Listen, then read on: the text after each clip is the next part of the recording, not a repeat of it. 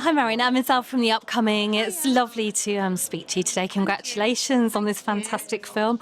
So if you could just start by telling me what it was about the story that appealed to you and wanting to bring it to screen. Well, it's the most beautiful book. I mean, I read it when it first came out on holiday and I just loved it. I didn't really think anything of it really at the time, but a few years later, I was looking for a film and I was thinking, what could I possibly do that's not like a theatre show? Because that's what I do. I'm a theatre director, and most theatre directors would do a film that's a bit like filming a play. I didn't want to do that.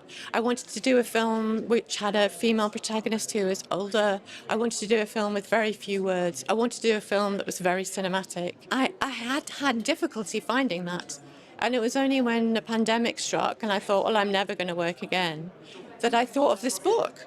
And I thought, well, actually, this is the most amazing book for these times, because a lot of people are going through existential crises and a lot of people need to find a pathway through. And maybe this is the one. That's what happened. And obviously casting Gillian and then Jason Isaacs in the role of Moth and Wind. How was that for you? Did you have them in mind from the very start? And what was it like kind of working with them on this? It was a journey, I suppose, casting them. I mean, I met Gillian because I knew she liked the book, so I thought, oh, okay, I've got an in there. And then we had an amazing conversation, and it felt like the book was very personal to her in some ways. She really understood the character.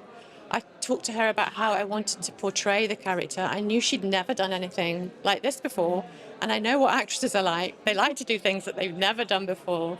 So I could tell that she was really up for it, so that was amazing.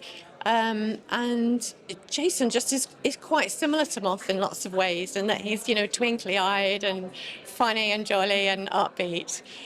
So yeah, it felt sort of obvious when I met both of them. What was it like working with Helen Liver as your cinematographer, capturing the landscape and the coastal path and making it kind of a character in its own right?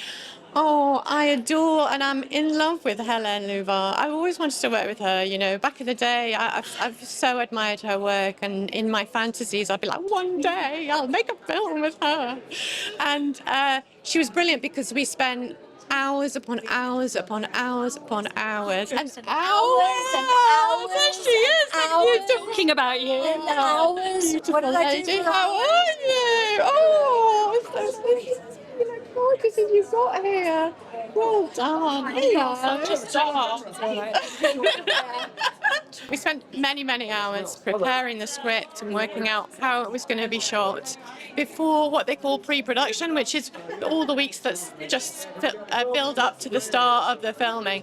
So we spent a lot of time together. So she was just wonderful. And what about some of the challenges of filming in a landscape like that? Did you manage to walk the whole coastal path yourself? You're like, no. No. Yes. Some of it was very challenging, but some of it is so beautiful. It was just like a no-brainer. I was like, no, I have to film there. How long does it take to get there? I don't care. I have to film there. We have to film there. So we had to find ways. And sometimes we would change location 3 times a day, which is a lot for a film crew. But we had quite a small crew. Jason was often lugging the crew himself, the equipment up the hills himself. But it was worth it, yeah. Listen, thank you so much for that, and enjoy your evening. Thank you very much. Thank you very much. Thank you.